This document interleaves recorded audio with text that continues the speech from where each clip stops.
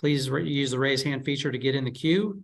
And let's start with Austin Ward. Go ahead, Austin. Tommy, I don't know how nervous you normally get for any game or a big game. Does it feel different at all for a playoff? And now that you're here, when might that set in if you have any nerves? Yeah, I'm not really sure. I'd say probably closer to the game. But I'd say it's more, excitement to play.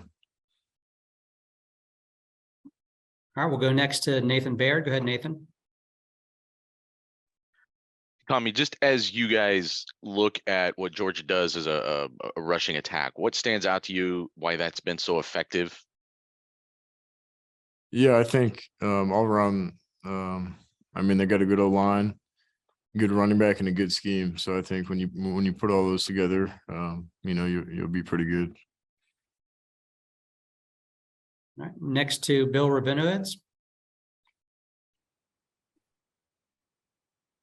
Can you just speak specifically about the challenge of facing Georgia's tight ends? Obviously, it's more than one. It's Brock and Washington. How big a challenge is that? And what do you guys have to do?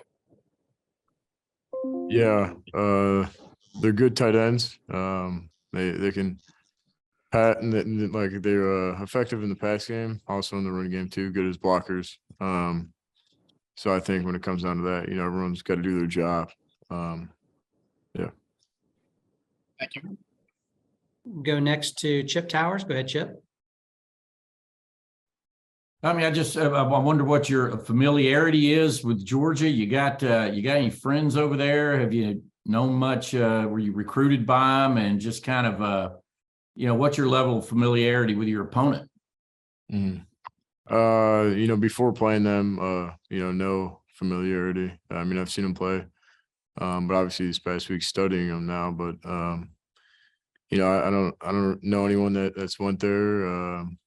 Nothing really. Okay, thanks. Yeah. All right, we'll go to Spencer Holbrook next. Tommy, how important is it for you guys to keep a routine this week and not get distracted by the other things that are going on? The pre-bowl process, the events that they have planned for you guys. Obviously, you want to have some fun while you're down there, but how important is it to stay locked in on what you guys need to do Saturday night to win? I think it's very important. Coach Day was telling us, we're on a bowl and things like that, but we're down here to play a game to beat Georgia. And I think, we got to do all these events and stuff, but it's, we got one goal, and it's to beat Georgia. All right, back to Charles Odom. Tell me one more about the Georgia run game. As you've studied game film, obviously they roll 3, maybe 4 running backs. Do you see anything distinguishable in terms of their style, or do they seem to be the same kind of physical and speed and same kind of mix of talents? I'd say just with running backs, I'd say every running back kind of plays different. Sees the game different, sees holes differently. Some are faster than the others, but I'd say overall, they're all great running backs. So. All right, next question from Tim May.